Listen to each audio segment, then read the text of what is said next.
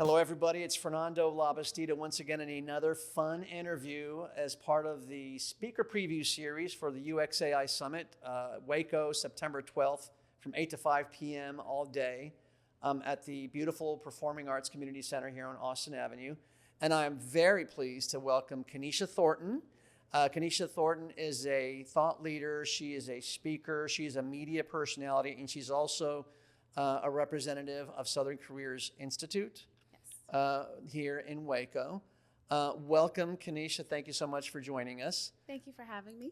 Yeah, so I was wondering if you can kind of give us the 10,000-foot overview as to what your life is.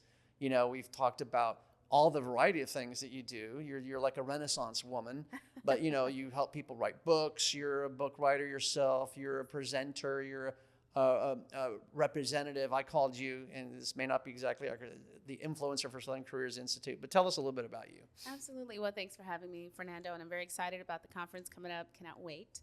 Where do I begin? I am a communicator at heart. I think communicator, storyteller are probably two of the main words I'd use to describe me in probably everything I've done and currently do.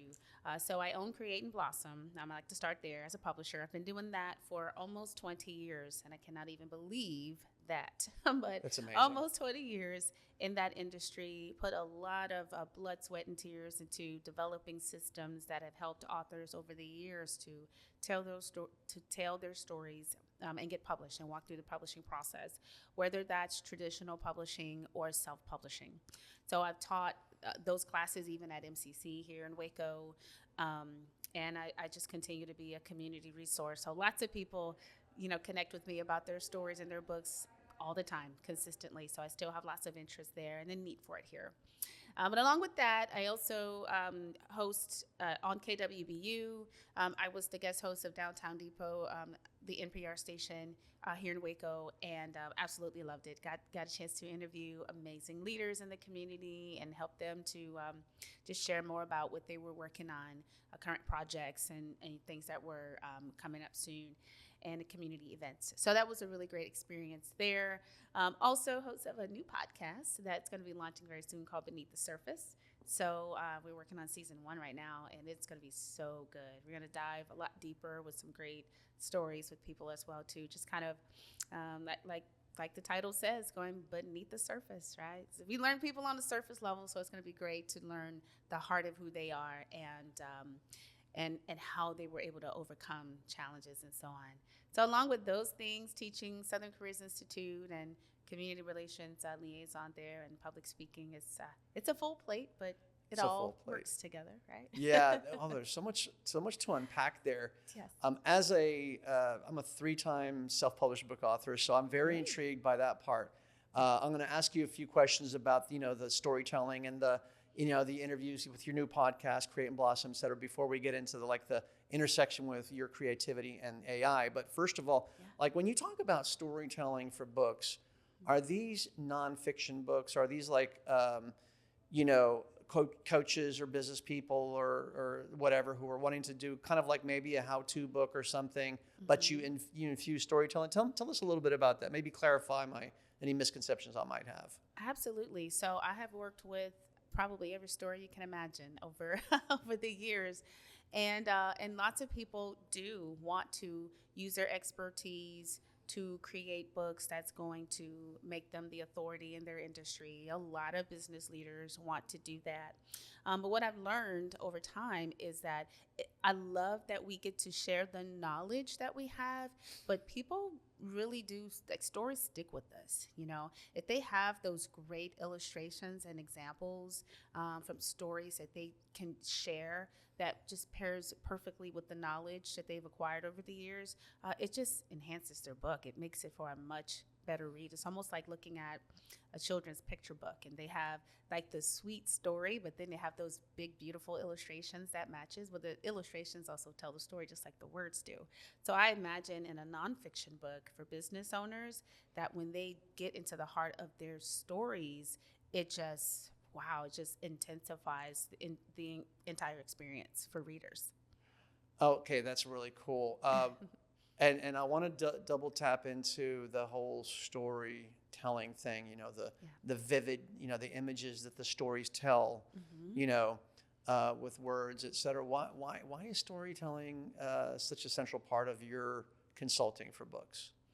I think because I've learned that we remember stories well. We remember the lessons from the experiences, that the stories we tell, and honestly, fiction or nonfiction, they're powerful lessons that we gain from them, right? So it's just a colorful way of explaining a thing, right? A circumstances, a situation.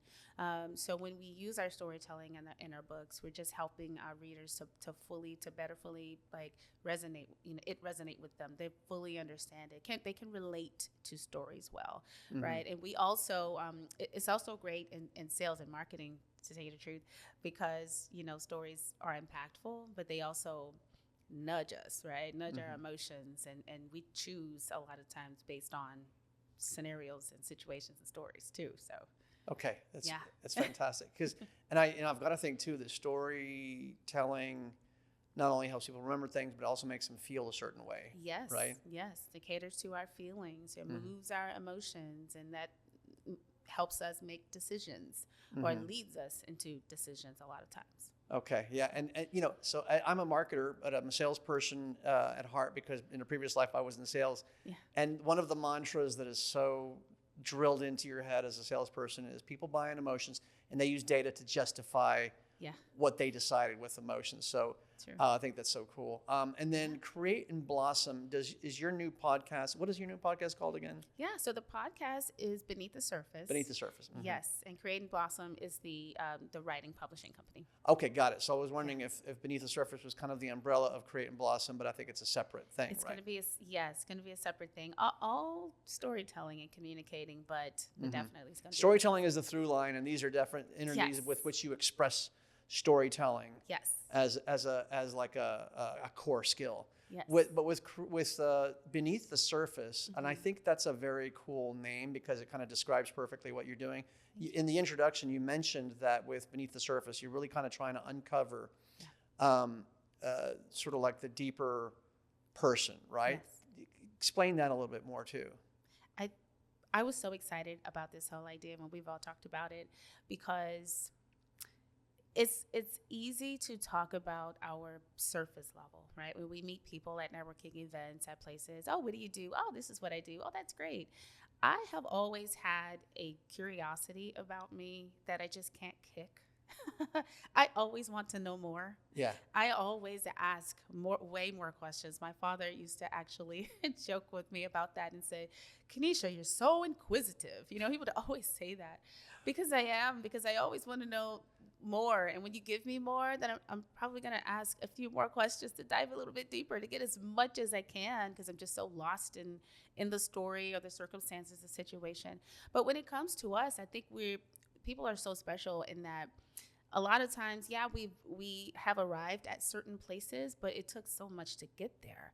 So beneath the surface, the idea is to really uncover what that process looked like. How did you become who you are? So you mentioned sales and marketing. Like, how did you get there? Like, what brought you there and why? Like, how much of that, the part of your story, would you be willing to share? The good, the bad, or the indifferent, So that's what the whole idea, the concept is, to dive a bit deeper, to really learn. And in those moments is when they're defining moments in our lives, right? Core memories of things that help to shape us. Do you find that people kind of are almost unconscious about that, and it's kind of buried until you kind of start probing more? Absolutely. Yeah. Yes. I even discovered the same in myself at times, when I'm having conversations with people about things and suddenly something sparks a memory for something I probably haven't talked about in 20 years plus. And I'm like, oh, that's right. And that was a very special thing that happened in my life, or this was why I decided to walk down this different path, And that forges you. Those moments that are probably buried in your, deep memory, right? Yeah. Are the moments that forge you and kind of create who you are right now, right? It's true. Yep. Okay, that's fantastic. So, and then how do you? And then one more question before we get into the AI part. But what you do right now with Southern Careers Institute, how do you how do you connect the storytelling aspect with Southern Careers? And Southern Careers Institute is focused on the trades, right? Yes, Okay. it is a trade school right here in Waco off of I-35 with several different certification programs they offer. Uh-huh. Yes, but that's such a great question. I'm glad you asked me that because I actually do get to use storytelling every day as a teacher there. One way is it's a great opportunity for me to connect with the students that are there. So I teach customer service and communication, and along with just in those two classes, so many stories could be told.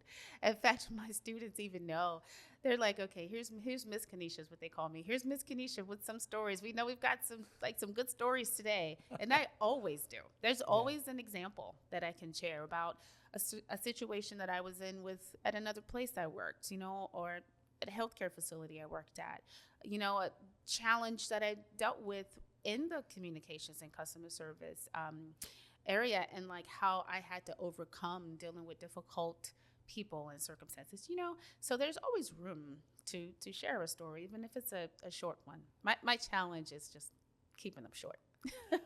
Okay, so when you think about the trades, you think about people who are good with technical, mechanical stuff, right? Yeah. And practitioners, people who are getting in there, lying on their back, with a wrench or sitting at a computer or whatever, I just want to do this thing. I just want to get my hands, I just want to do the job. Do you ever get any resistance to storytelling from people who are like hardcore mechanical, technical people? I can always tell. Yeah, I think I can always tell. Some people are very receptive to listening to an example or two. And so I try, like I tell my students, in fact, to read the room, right? And if I see that, okay, I'm probably going too far here, I pull it back, right? We get back on track. We get back to the text, and just stay straight with the content, given in the lesson. But if they allow me, but I always ask. I do ask too, which I think asking is also probably lost, that we probably don't ask if it's okay to share instead of just assuming everyone wants to hear your story. Well, and then also there's the flip side of that is teaching them to be able to read the room and to be able to have that empathetic way of telling a story, et cetera, instead of just thinking just instead of thinking, what is it, the right side or the left? What's the left side? Instead of just thinking left side. Yeah. Yep, I know what you mean. Of their brain, et cetera. So good. So now, AI, how does this fit into the equation for you and what you do? Because it's very creative. It's very right brain focused what you do. How do you, roll AI into the whole thing? And I'll have to be honest with you, in the very beginning, I was very nervous about it because, one, I deal with a lot of writers, so creative writers, right, who want to write their books. And I will never forget, this is just a tiny little example of what I want to say. This one lady came to me one time before, and I had worked with her with her book, her first book. And she said, hey, Kennisha, I discovered this new thing that's out there. This is before, I think, ChatGPT and things like that. She said, hey, I think I found a way that I can make like 7 books, like within an hour or so. And I was like, really? Like full books, like chapters and everything? And she said, yeah, I think I just put in what I want here and it'll just make the books for me. And I thought, oh, well, that's interesting. I don't know that I would trust that because where's the information coming from? And how do you know it's safe? And, those are the initial questions that I had. I had heard about AI in Canva. So, for example, probably the first time I've used it. Are you familiar with Canva? I use it every day. Okay, right. So then they had a feature that I would never forget when I learned about it. Like, oh, well, I can use this AI feature to help me reword a few things on my graphic or help me with, just kind of in the design process. That was the first way I ever used it. And I wasn't sure still because I'm like, how do I trust the content? But if I'm just asking it to rewrite something, I initially wrote it. I'm just asking it to give me another way to say it. And it did. And so then it would give me small little things like that. And then I got really comfortable using it with my graphic, designs and things like that for social media. So I was like, okay, well, I guess this is okay. But as far as books go, my comment back to the young lady was this. I think it's always best if authors use their own original thought and ideas. And if we could use something to help us maybe edit or reshape or rewrite, it's our original work that's just being edited, and maybe that's okay, right? So we were having those types of conversations, and I would say I would probably be careful with using it for your entire book, like without you having any say or thought into what you're trying to say. And I don't know if she took my advice or not, but I do know I hope that she did. I was right. And I was just like, okay, well, this is interesting. So then, as I just continue to help a lot of authors over time, a lot have decided to use it as a tool to help enhance their creativity. And when they get brain fog and just don't know what else to say or add or struggling, a lot of authors deal with, what do you call it? Writer's block. Yes. Right? Yes, the fear of the blank page. The fear of the blank page. I don't know what else to say here. I think I've run out of, ideas, and I don't know. And so I was like, well, maybe AI could be used to help with that, right? Do you have anything else? So I would put in small little prompts. Hey, is there anything else I can add to this? What do you think, right? Yeah. Well, right now, my AI probably knows me like the back of its hand. As you, Of course, because you've seasoned your AI. 100%. Yes. Yeah, I've groomed it to know how I think at this Yeah. point now. So Perfect. But over time, it was little by little, I began to research and try and see how this could work for me and get more comfortable. Now I have authors come to me. There's one I recently worked with who literally used her AI to draft the whole book. Now it was her concept, her idea, and it took time to shape it, Right. to make it what she wanted it to be. But it was still it's her work, her original work and ideas, but she just used it as a tool. And I think that what you're saying here is very significant because, on the one hand, there are people who are saying, oh, if you use AI, that's the devil, right? Yeah. And I know a guy on LinkedIn who is he's a ghostwriter, and he's kind of like a thought leader on this. And he says he's like totally against people using AI. But on the other hand, so many people, everybody has a book inside them. You hear people say, I have a book inside me. I've been thinking about it for years and years and years. But they just don't know the mechanics of how to get it out. And that's a tragedy too, because that is that's their own intellectual property that needs to see the light of day. Yes. But they're held back because they just don't know the first thing about getting to it, because they're busy doing their work or they're busy with kids or whatever, right? And so I think that AI can be a critical force to getting their own knowledge, stories, voice out there. Yeah. And I think that story that you're told is like right on the money with that. So give us a little bit of a preview of your talk at the UXAI Summit. Yes, I'm so excited about this. So I kept thinking about how I can talk a little bit more, kind of inform, maybe educate, and share some of my own personal story on how I use it as a creator on a daily basis. So for example, today for a talk that I did, a presentation, a very small overview of career in the trades. I actually used AI to help me put my presentation together, but I fed it my own original ideas and said, this is what I want to talk about. These are the points I need to cover, so help me organize and structure this so that I can present, right? And it was able to really help me do that very effectively, by the way, and the presentation went perfectly, even in helping my speaker notes, right? Which of course I can sit down and write out my own notes, Right, of course. We can. But if I want to make sure that I don't forget to cover a thing, in my notes, it's going to make sure that it's inside, right? Like, hey, cover this, make sure you cover this and that, right? So I did that. Now, the thing that I love about it is that it does serve as an enhancement, a tool, not full creativity, right? So it is not thinking for me, but it's just building based on what I'm giving it to build, right? So I'm essentially still building, but it's helping me put the pieces together.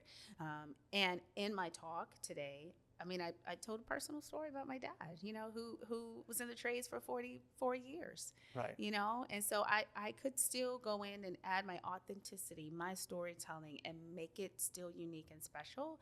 But AI can help me keep that structure in place and make sure that I cover every point that I need to cover. So that is really essentially what I use AI for, just as a professor, as an instructor, as a storyteller through my social media. Hey, I need to, even in my videos, like if I'm working on a video, I'll ask for it to do a script. Hey, I did that the other day. I want to make sure that I covered this thing. Help me to put this script together, right? Yeah. For 20-second clip. Yes. Right? And it'll do it. Yeah. For a 20-second clip, and it works perfectly. Yeah, and I think, and it's so funny because you're reminding me of something that people wrongly criticize about AI. It's like, oh, you're using AI to do your thing. No, you're not.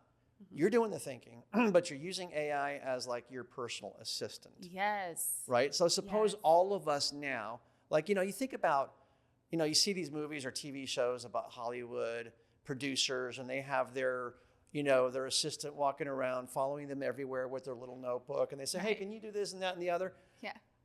That's the same thing. It is the same thing. It's just the AI helping us. The AI now becomes our little intern that walks around with a notebook, taking our thoughts, because we don't criticize the producer for that. Right. We don't criticize the executive for not knowing how to type. Well, I do, but their personal assistant or their chief, what is it now? The chief of staff now it's called, right? Chief of, yes. Are taking notes and writing everything, but why are we criticizing us for using AI to do that? It's contradictory, and it kind of makes me mad. And it's like, and I'm glad you're using that as an example, because you're a creative force of nature, Kennisha, to put it bluntly. And, you're not going to let the AI create for you. No. You're just getting AI to assist you so that you can more fully express your creativity, go to more talks, create more slide decks, etc. Yes. And that's why I think it's so wonderful that you're coming in to talk at the UX/AI Summit. Yeah. Is there anything else that you wanted to add before we conclude the interview?